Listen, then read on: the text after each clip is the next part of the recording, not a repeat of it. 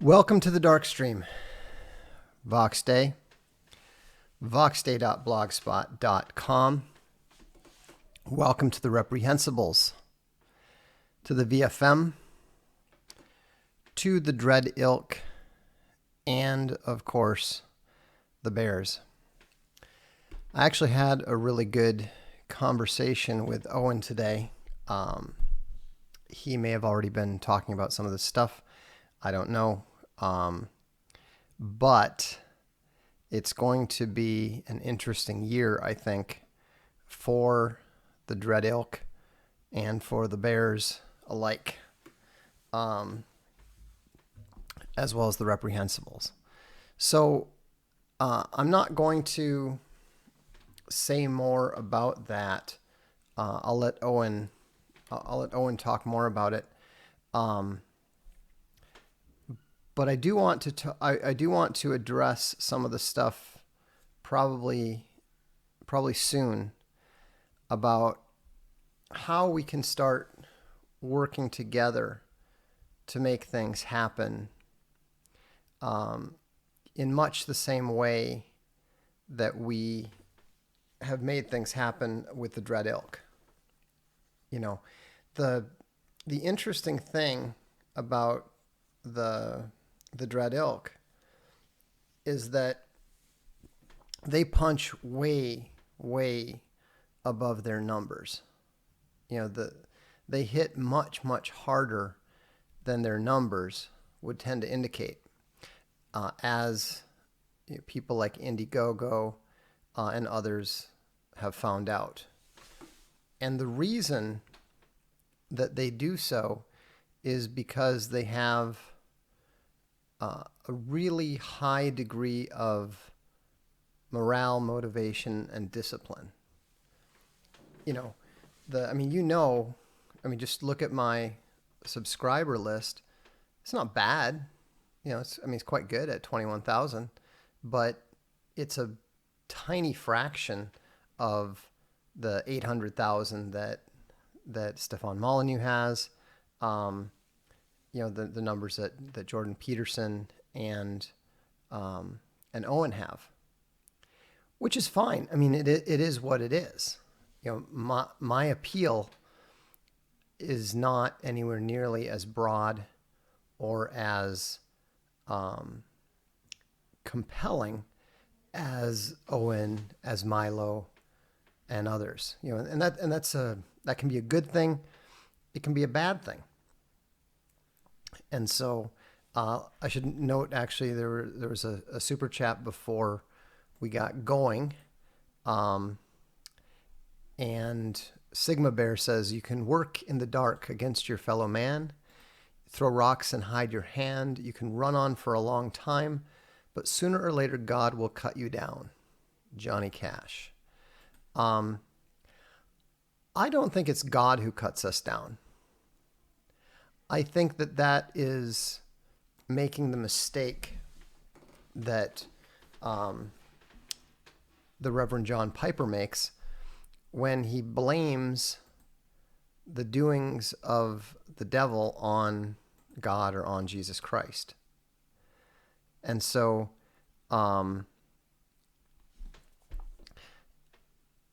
Johnny Walker says, you come across as more serious. That may be true. I don't know. I'm not concerned about that. I don't seek popularity. I have a very uneasy relationship with it. Obviously, since I played in a band, I have some performance desire. I do have some desire to be on stage and have people listen to me and that sort of thing. But I don't get a thrill out of it. I don't get a charge out of it. I'm not energized by it. And so, and I think that is a important element of a performer. I know some very good performers. I see them, the way that they, get this charge. it's almost like the power comes on, the light comes on. And I just don't have that, which is fine. You know, I mean, you have to learn these things about yourself over time. And, I decided a long time ago, back in around 2002 timeframe, that I was not going to pursue a career as a media whore. Um, Dark Lord has some missions for the VFM. Oh, we're trust me, we're busy. We're very busy right now. Is Oprah a bigger wizard than Peterson? I don't pay enough attention to Oprah Winfrey to have any idea, so I couldn't say. Um, the it's difficult to say, but when you look at who the best wizards are, Peterson is not a particularly great wizard. He's certainly a good one, but he's too obvious. You know.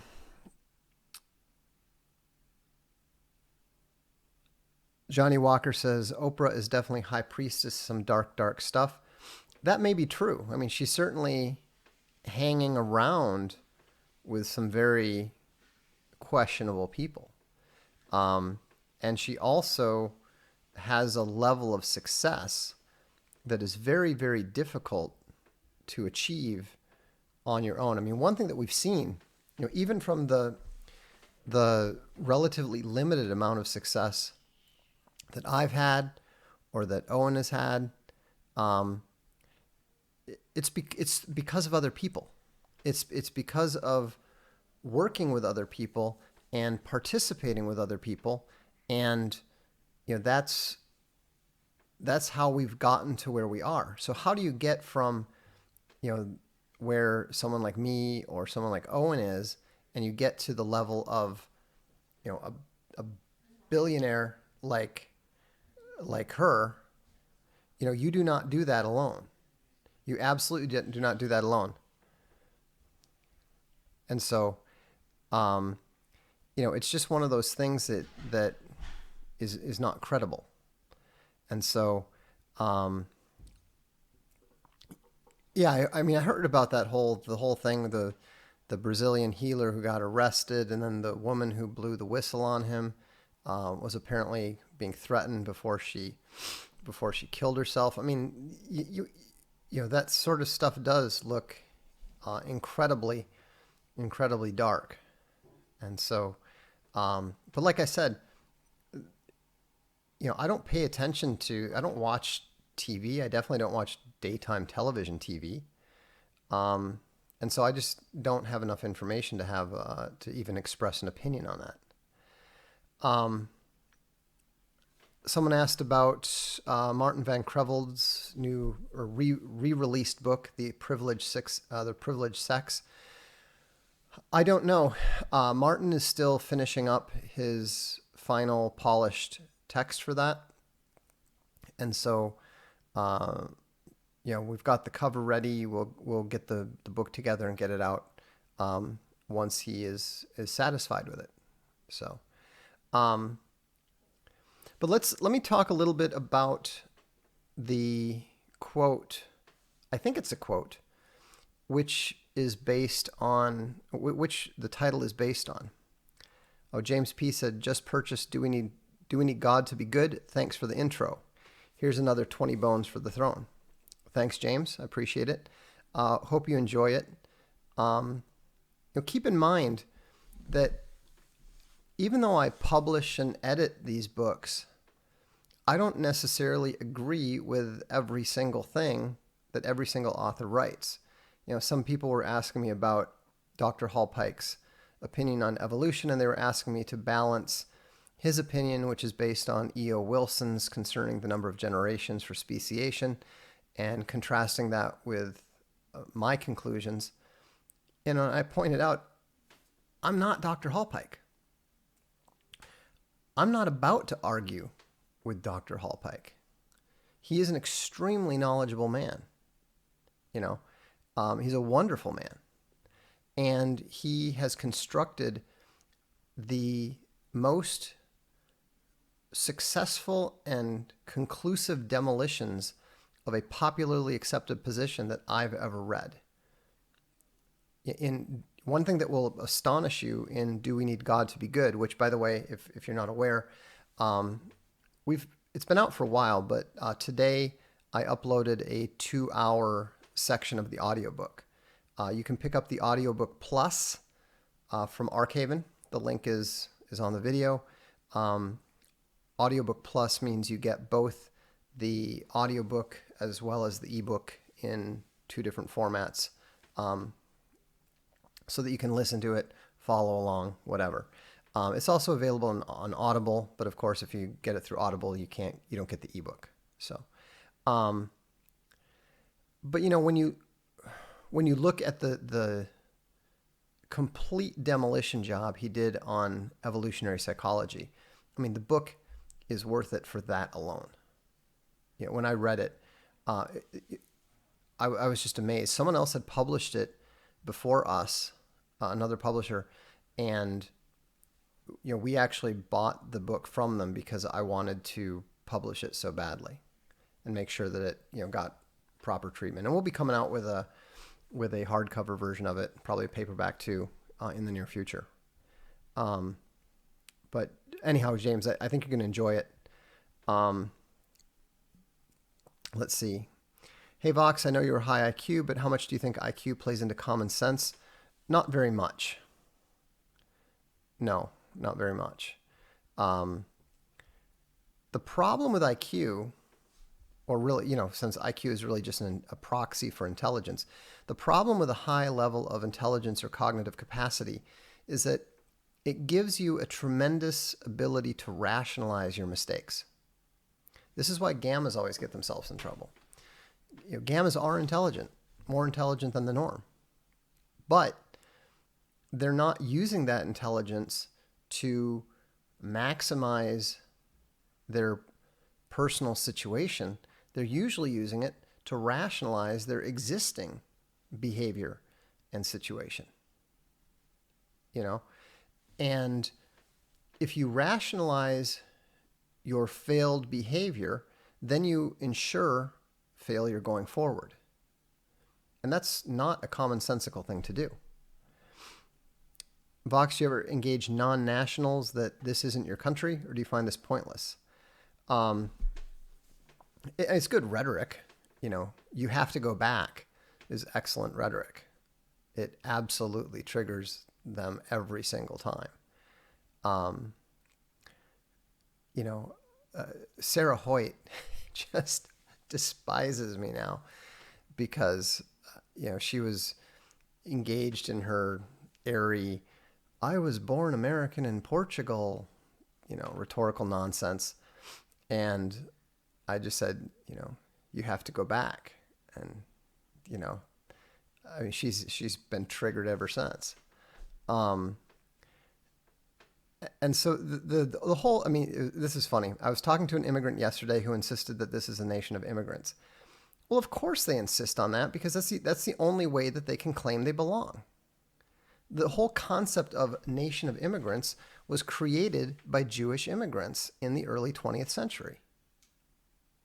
The melting pot, all that stuff is immigrant propaganda because they wanted to claim that they were just as American as anybody else. It's all rhetorical nonsense. None of it's true. The funniest thing is that the melting pot is named for a play that was written by a guy who was a Russian Jew who was an immigrant not to America but to England. And he wrote it about America. And if you actually read the play, which I have done, it's all about, it's all about 2 Jewish immigrants getting married. It's like next to nothing to do with America. It's just got this sort of flight of fancy right at the end.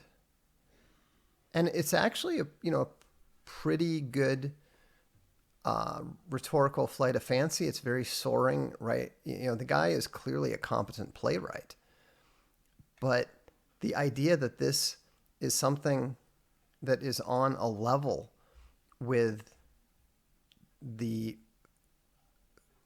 founding documents like the Declaration of Independence or the Constitution is utterly ridiculous. The idea that it is even, considered anything like a random letter from George Washington or Thomas Jefferson is utterly stupid. I mean, it's one step above declaring a Justin Bieber song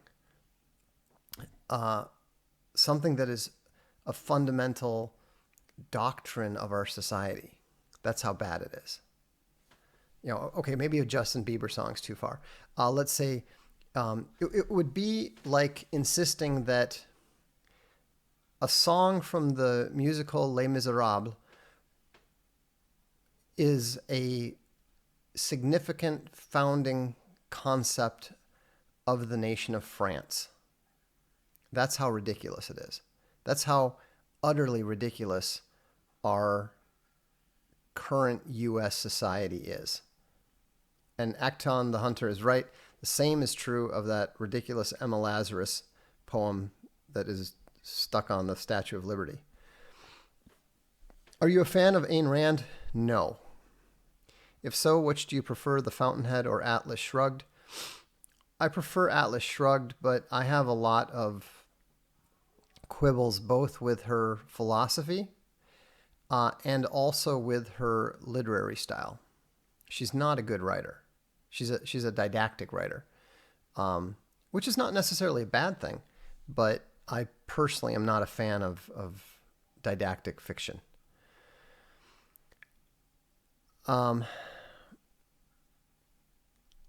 Let's see.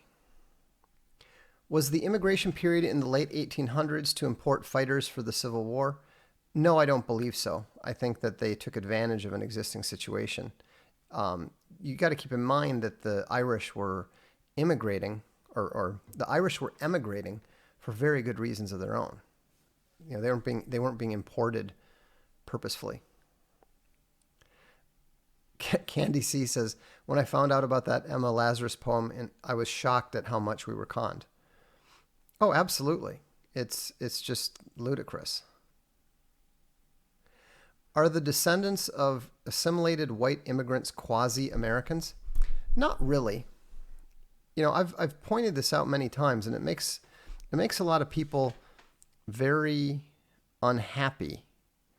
But the reality is, most of the second, third wave immigrants, from other European countries, have never ever understood the original American, British, Anglo-Saxon values. There's no reason why they should have. Coming from Italy, coming from Germany, coming from Ireland, coming from Sweden, they had no tradition whatsoever of the limited government and the right to bear arms and all these things that were very, very important to American posterity. And so, that's where everything began to go off the rails. Savage Ferment Bear says, "Hey Vox, I learned high-level coding on the job and have excelled in every position I have been. I have attributed it to common sense, but you're probably relatively high IQ." Jay Stank says, "That's why I'm not on the board of directors of Oath Keepers anymore." Good for you. Good for you. Roma Invicta says, "I'm sorry, Vox, are you an Anglo?" Part. I'm English, Irish, and American Indian. And so, Werman Taylor is very generous, and he says, "Just wanted to give you some support, but may as well comment." Good point. In my opinion, those demanding you discuss sigmas are gammas who know they're not alphas, the best in their mind, but can't admit the truth, so they cling to sigma as a way to rationalize that they're the best. You're exactly right. I I'm both looking forward to and somewhat dreading doing the Voxiversity on Sigma and then having to discuss it on the Darkstream later that day. I think I have a good way of very visually illustrating certain aspects of Sigma. And I have absolutely no doubt that it is going to cause some impressive gamma spurgouts. It's kind of funny if you've been around this situation since Royce and Roosh first started discussing alpha and beta and really articulating and categorizing the pickup artistry. And for all that people make fun of pickup artists or are dubious about it and that sort of thing, there is a lot of truth in what those guys are saying and what they've said. Everything that I did built on the foundation that had been laid by Royce and Roosh. And one of the funniest things I ever saw or ever read on the internet was a woman who was kind of focused on what we called building a better beta. Teaching the deltas she wanted to help make the deltas more attractive to women. And it was so funny.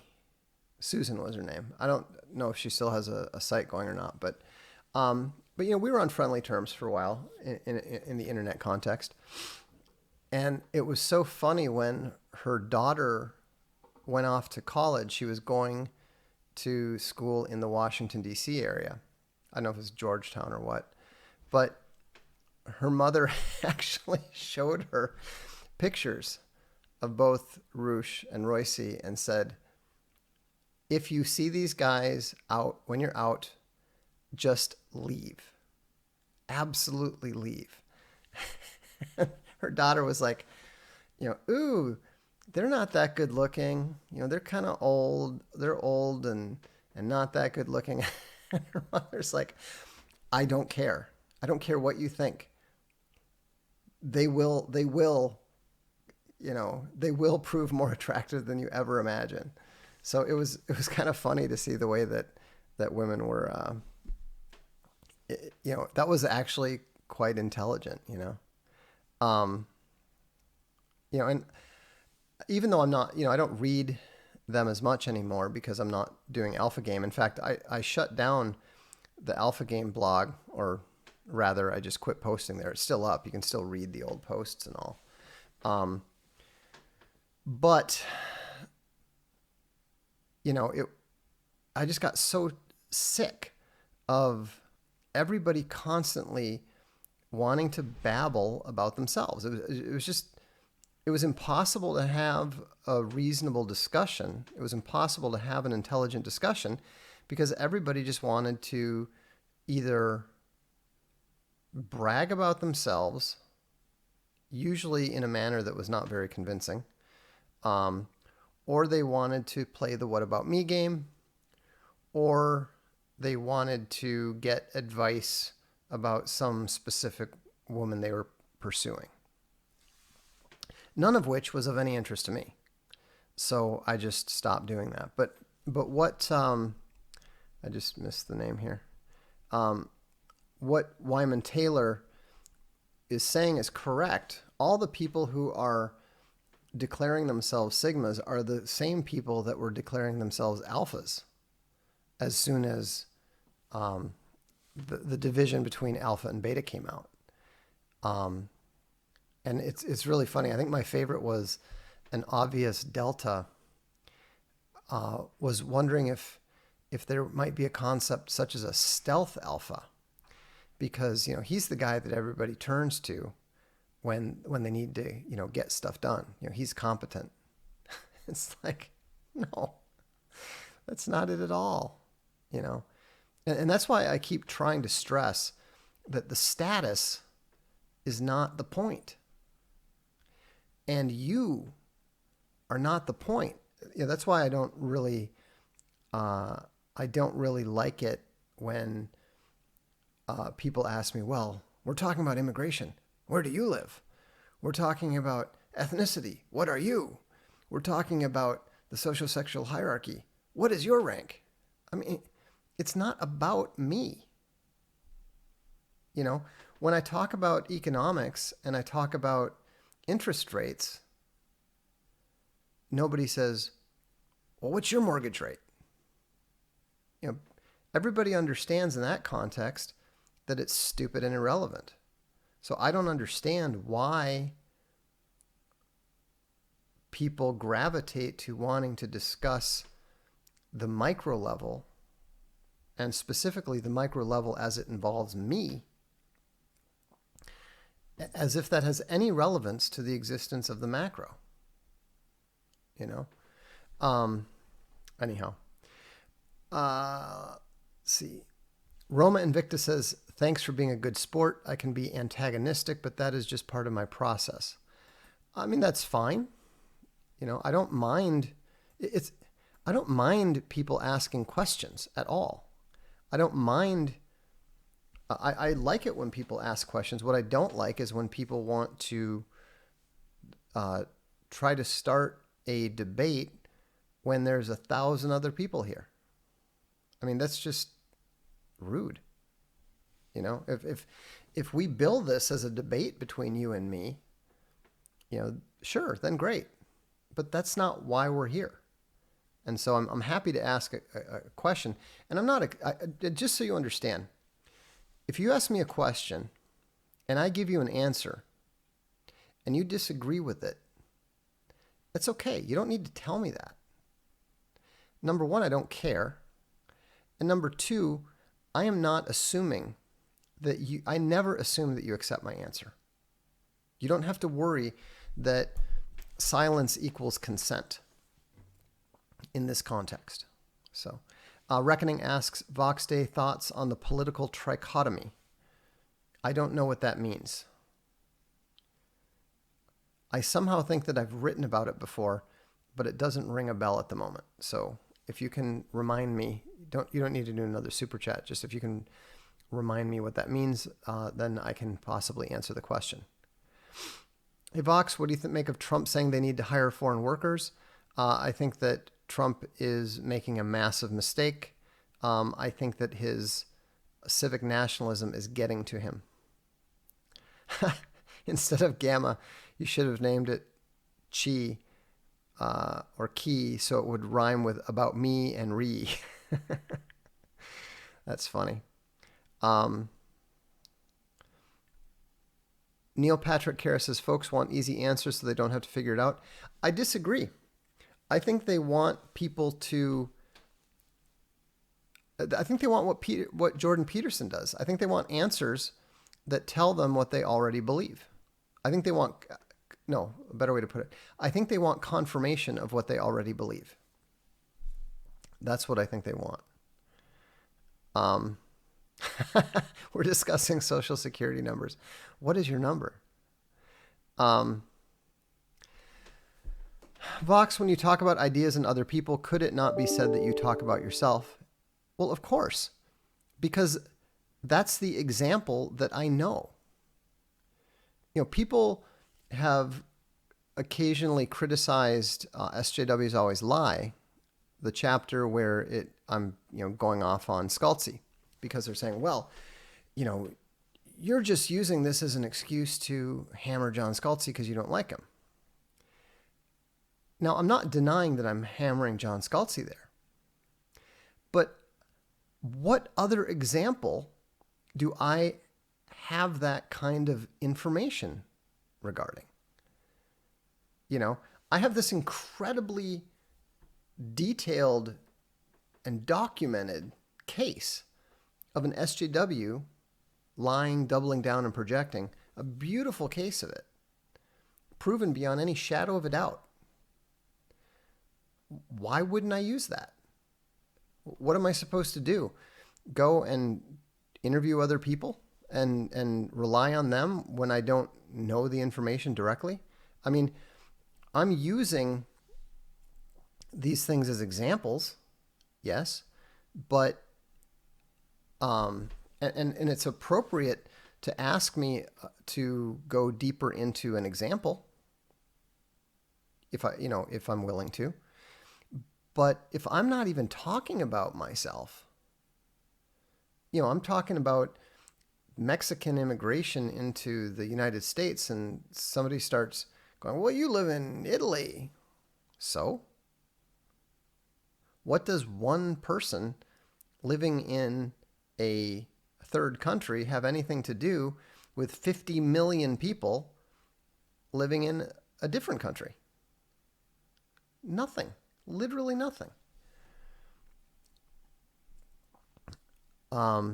Slavic Striz says he's laughing and saying, what's your mortgage rate? Funny made me laugh. Soon you'll be like Owen. Yeah, that's never going to happen. In fact, one of the things that Owen and I were talking about was how brilliant that science sketch was, because it wasn't just funny and it wasn't just true to life, but it worked on multiple levels. I think that Owen is only beginning to utilize his talents. I think that people are going to recognize that Owen is getting better and better at what he does, because he's getting a deeper and deeper understanding of the way the world works. And he's getting a more articulated understanding of what he's doing. What he used to do instinctively, he's now able to understand and start being more intentional with what he's doing. I'm not saying that he wasn't intentional at all before. I'm just saying that it's very obvious to me, if you look at some of his older routines versus some of the stuff that he's doing now, he's operating on a higher level, and it's really fun to watch. Especially for somebody like me who has no ability whatsoever to do that kind of thing. I'm not funny. I can occasionally write a humorous scene or a humorous line, but there's just this gift that comics have. They're so fast, and it's really interesting to watch. Try and Speak says, is Yang Gang a legitimate threat to Trump on the meme front? Trump can't win without memes on his side. There's been a huge turn against him recently. I don't think Yang Gang itself is a legitimate Trump. Trump is the threat to Trump. He's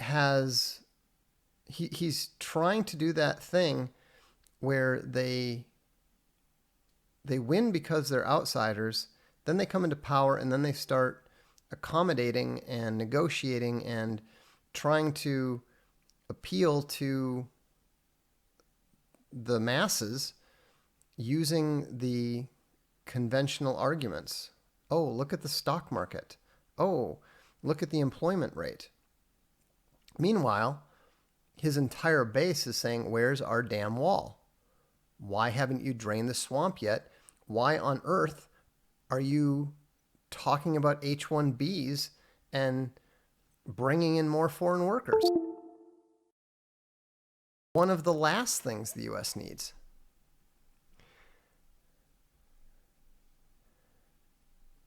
Cam T says he's getting horrible advice. Well, but he's been getting horrible advice from the beginning. The problem is that he's not just getting horrible advice, but he is not listening to his instincts, in my opinion. Muffhead says, we live in a self-obsessed society. It's why people don't get abstract concepts covering the macro. Same old, same old. Well, I think there's a certain amount of truth to that, but I don't understand why it's necessary to spell this stuff out. Iran says, so if I'm fully English, am I technically more American than thou? Well, if you're American English, yes. I don't claim to be fully American. I usually, I usually just tell people I'm American Indian.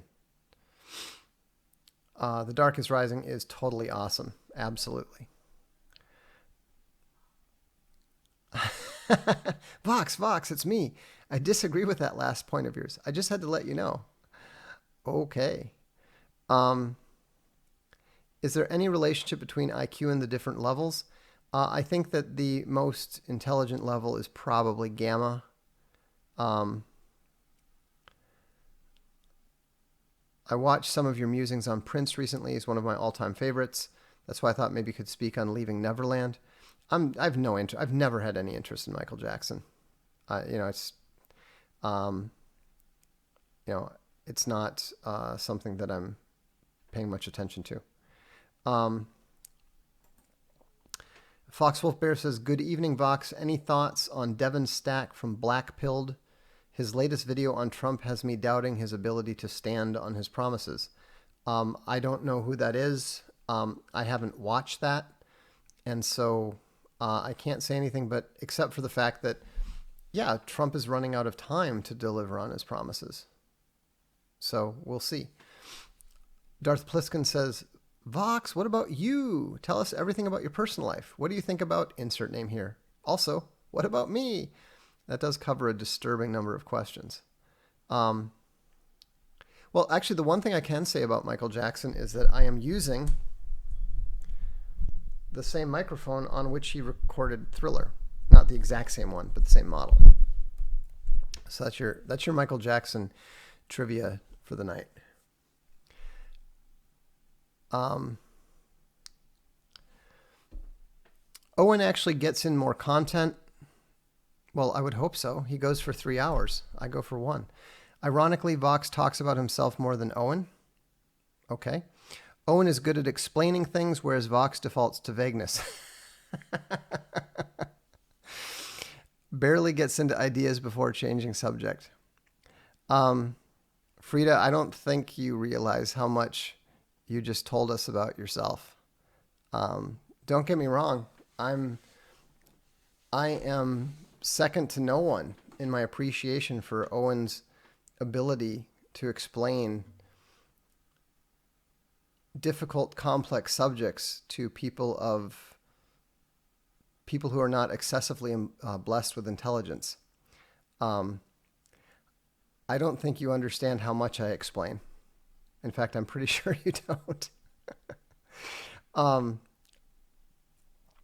Anyhow, so this is what interesting. The quote that I began the quote that provided the title of this stream is, "Let reason be silent when experience gainsays its conclusions." And the thing that's funny is that I know it's a quote. I did not write that, or it's not an original thought to me. But when I looked the quote up on Google, everything I found kept pointing to my blog. So if anyone can tell me, I have the feeling that the quote has something to do with Galen, the medieval physician. But if anyone can tell me where that quote came from, that would be interesting. But the point of it is that I was reminded of this by someone who was asking me a question with regards to the last Darkstream. And they were saying, or maybe it was in response to the extended audio sample of Do We Need God to Be Good? And he was saying that there's, he said, well, you think that Christianity is necessary for morality, but why can't non-Christians simply adopt Christian principles? Why can't you just have the Christian moral tradition without the Christianity? And my answer to him was, I don't know why, I might have some ideas, but I can't give him a conclusive reason why. I can only point out that we have a long and reliable track record of non-Christians being unable to do so. And so that's what that quote means.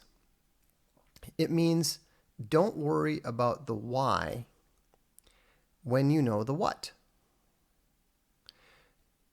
Let reason be silent. So let your logical conclusions about things, drop your logical conclusions about things when you see that the logic doesn't work. You may not understand why your syllogism fails, but you can observe that it has failed. And so, I think we needed Christianity when we didn't know how not to be savages. We still don't know how not to be savages. That's the point.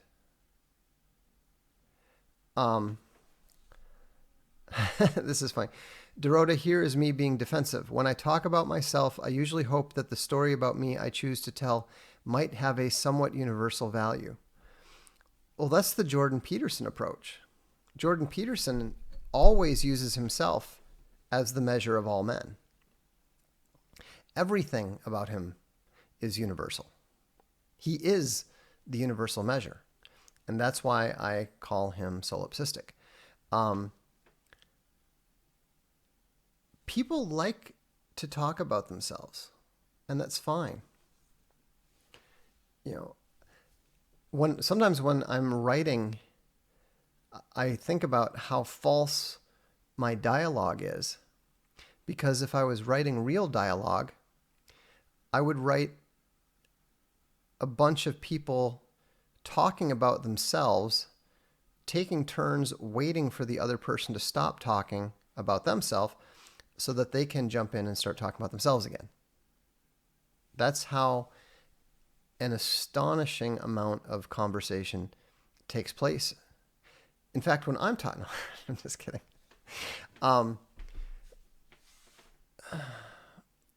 But you also need to keep in mind that I'm 50 years old.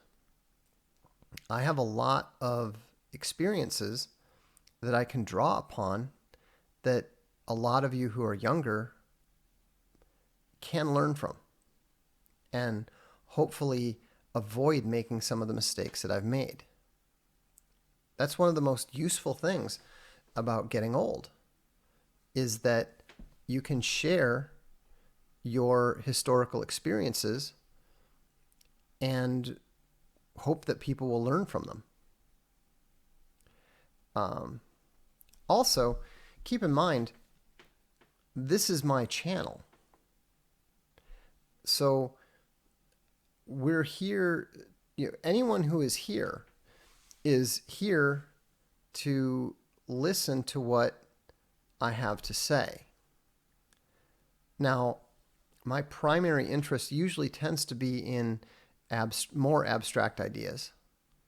Not always, but usually.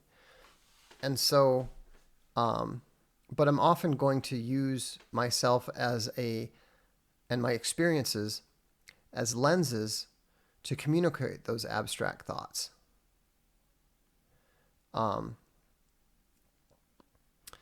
Angry Polar Bear says, people talk about themselves for social bonding. They don't care about abstract concept as much as you. Well, yeah, that's certainly true. That's why, I'm sorry. I just saw a question. Is that a green screen? No, it's not a green screen. There's my board games, my books, my ASL counters. Anyhow, I'm not very social. And so, I like to be alone with my abstract thoughts and my books. You can't, if you think about it, I write 900-page fantasy novels. That's not something that you do in a group of people. you need a lot of loan time to do that. Um, what is your favorite type of pizza? Uh, I I don't know. Um, I've never really. Okay, let me think. I like I like sausage, pepperoni, and extra cheese. What happened to your green screen? Oh, it's right behind me. I just don't have it set up. Um,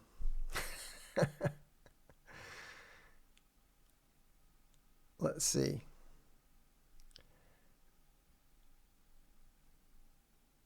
Do you think you need a good balance of talking about yourself in terms of your experience, credentials to persuade? I think you usually do because uh, I think people find others unrelatable if they don't talk about themselves at all. Vox, where can you find a good explanation for the alpha beta in more detail? You can read my old blog, alphagameplan.blogspot.com. Um, Preach on Vox, you book better be good or else. I don't know what that means. Um, some of my books are better than others. Uh, Jan popped in with 100 New Zealand dollars, I think. Home of the Hobbit. According to Dutton, American Ashkenazi is 112, overestimated as 116 in a single study, and the U.S. population is quite different from Israeli Ashkenazi IQ of 102. This seemed to explain the problem, as most people mean American Ashkenazi while saying Ashkenazi. Yeah, I don't buy that for a second. Not even for a second, because if you think about it, the American Ashkenazi are incredibly diluted now. We're already seeing the effects of that in the declining number of Jewish national merit scholars and so forth, in the way that they're being wildly outperformed by the Asians in terms of admissions. Right now the elite universities are especially on the Ivy League, are practicing really heavy affirmative action in favor of Jewish applicants, and so there is absolutely no way that 112 IQ is reasonable in any way. At least they're admitting that 116 estimate is wrong. So that's a step forward, but 112 is still way too high. I'm pretty sure you just quoted Fight Club. I don't think so. If I did, it was inadvertent. I actually really like the SM7B mic for audio. I mean, people have been very complimentary about how well the audio has worked ever since I got it, or more to the point, since I got it, and I got the Cloud Lifter, which of course is necessary. Apparently, by the way, we just got one for Jeremy Daw, the Stealth from what is, I want to say Avast, but that's a hang on, I know that's the antivirus, not the microphone. Aston. We just got the Aston Stealth, which is the designed to be the updated replacement for the SM7B, and apparently it's really good. So that's kind of cool. Tupac Sobieski asked, what happened to rock music? It was replaced by rap and what passes for soul, which is, of course, that horrible auto-tuned, tweaky stuff. In the United States and in the UK, rock is now being kept alive by YouTube guitarists and the Japanese. By the way, the new Lady Baby Riot anthem is actually pretty good. I quite like it. Hobby425 says, hello, Vox. Are you familiar with Egon van Geyer's or Peter Schiff's economic positions and forecasts? Yeah, I know Peter. I was actually on his show years ago. If so, what are your thoughts on them? Well, they've been predicting the same thing for about 20 years now. So um, probably not a great short-term investment plan. I think they're probably right in the long run. The problem is, as others have said before, the market can remain insane longer than you remain solvent. Muffhead has a good point. Trump could have won over a lot of people by killing the H-1B program. Absolutely. He should have done that. He should have done that in his first 2 weeks in office. It massively drives down wages. H-1B is a giant scam in American employment. I could not agree more. It is part of what is destroying the tech industry in the United States. We're actually seeing some of the effects that it has had in our case against Indiegogo. As a musician, what is your opinion of the Beatles? Just to be clear, I'm not a musician. Yes, I play a little bit of keyboards and a little bit of bass, but I'm mostly a lyricist who knows a little bit about production. They get a lot of crap from anti-boomers, but I don't know how one can listen to Abbey Road and not appreciate their genius. I think that they were excellent songwriters. I was listening to Let It Be the other day, and I was thinking, this is really a well-written song. And there's not that many songs that I listen to, and I think, there's nothing you would want to change here. There's nothing that you could do to improve this song. But that's one of them. And I also think that George Martin, their producer, I think that he was probably more likely the genius in his field than Lennon and McCartney were in theirs. They were a very good songwriting team. I would not call them geniuses. Country Roads Bear says, random question. What position in soccer do you play? I see a fullback. Actually, no. I have played fullback twice in my entire life. I was historically an attacker.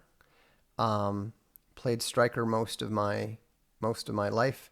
About 4 years ago, I switched. I kind of lost my knack for scoring, and I switched over to the wing, and so that's where I play most of the time now. I did have a really good game, though, I felt, when I played fullback. I actually got 2 assists that game, so I was kind of an attacking fullback. Gabriel R. says, self-knowledge is a value. It isn't narcissism. That's true. Narcissism is when you have no interest in anything but self-knowledge. Country Roads Bear also added, Jordan Peterson fans want an easy way out instead of hard, gainful ideas. Well, that's true, and that's why Peterson is so popular. He tells people what they want to hear. He tells people that they are correct to believe what they already believe. Savage Ferment Bear says, it's difficult to put this in 150... Oh, okay, I see. It's difficult to put this in 150 characters, so my ultimate point is, why is it so difficult for people to understand your points?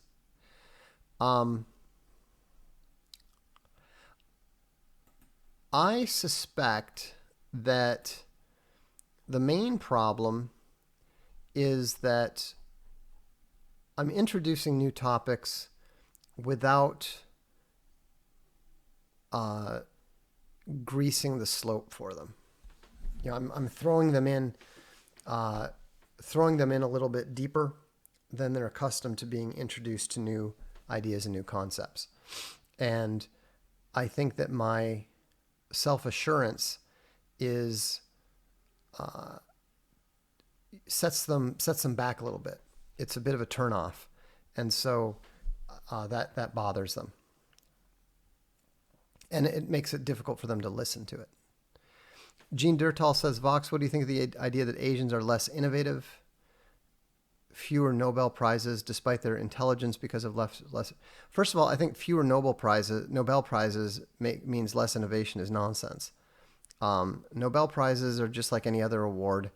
They're given out for a variety of reasons. I don't know if it's lower testosterone per se, but it's very clear that, like the Big Bear was saying, that they've had that bred out of them and hammered out of them for generations. The old Japanese saying, "The nail that sticks up gets hammered down," is it's a popular saying there for a reason, and the same is true in China. And so, when you have a culture that actively dissuades doing something differently, thinking differently, speaking differently, you shouldn't be surprised that you see less innovation.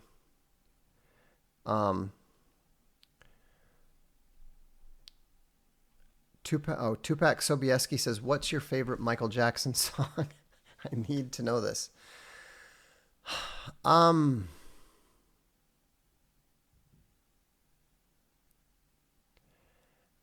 it's got to be "Beat It." I really like the Eddie Van Halen's solo. I think it's interesting that Michael Jackson. I mean, he was really good at what he did because he was drawn to using really good guitarists.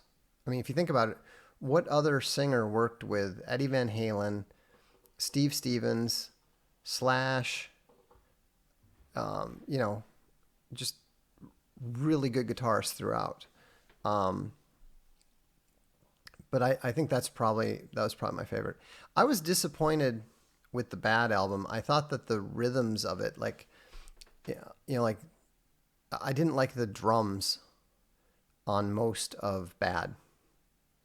Um, Black or White, of course, was the seminal um, multi-ethnic anthem, but that was a really good song as well. That guitar riff from Slash was really good. But I would still say Beat It, although Thriller had that great bass line. So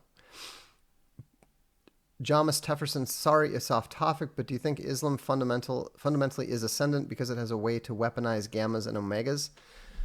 No, I think that this is just this is all being funded by oil.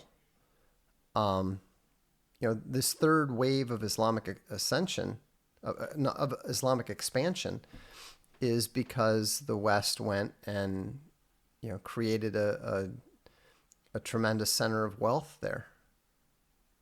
I mean, the expanding Islamic world could be shut down tomorrow if the West had the will, but they don't. It's because Christianity has been converged and cucked, and of course secularism has no backbone whatsoever. Secularism cannot survive. It will not survive. Yeah, I like Steve Stevens a lot. I love that. Like, I don't like what he does now. He does this that laser toy thing on his guitar, which is cool, but whatever he did before that made it sound like a machine gun on songs like Rebel Yell, that was awesome.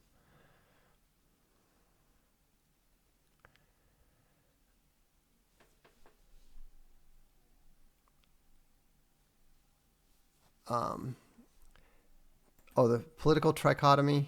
Oh, this. Um, I think I should do a Darkstream devoted to that. Um, but I'm not a big fan of it. I don't find those sort of analytical summaries to be particularly meaningful. People bounce around all over the place.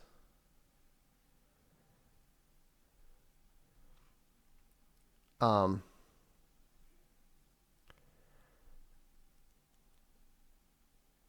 let's see. I mean, right now, my favorite guitarist is E-Rock. I love his rendition of Frozen. I really like what he did. He did an amazing job of all things on Rockwell's "Somebody's Watching Me," and an amazing metal version of 21 Pilots "Heathens." Um, so I would totally. Any opinion on Nightwish? I don't like Nightwish at all. I don't think that I don't like the singer's voice. I don't like that sort of theatrical rock opera stuff. But we have a number of Nightwish fans in the house. So yeah, and of course, Leo Maracchioli is fun. I mean, he's not a great guitarist, but he's a lot of fun. So anyhow, well, thank you for tuning in tonight. Oh, I forgot to mention, by the way, I was going to mention this earlier. We have a new comic out today in print. This is Quantum Mortis number 3. This is not the actual cover. I mean, it is the actual cover, but the print edition actually is a gold logo edition. So if you're at all interested in science fiction, military science fiction, Quantum Mortis is out. I think we're out with the 4th digital edition, with the 5th on the way, and we're one behind on the print. So, and also this is the first time that Quantum Mortis has switched to the larger standard size. Our printer finally supports that, so we're switching to that now. Anyhow, thanks for tuning in tonight. One last question here. How do gammas in management positions tend to treat people who try to be betas bravos to them? Not very well. They tend to be very suspicious of everybody, and they try to be suspicious, or they are suspicious of everyone, and they don't tend to accept the help very well. The Alt Hero novel will be out very soon. I'm actually working on it today and tonight. So, well, have a good evening. Thanks for tuning in. Look forward to seeing you the next time. And remember, let reason be silent when experience gainsays its conclusions. Have a good evening. This is the Darkstream. I'm Vox Day.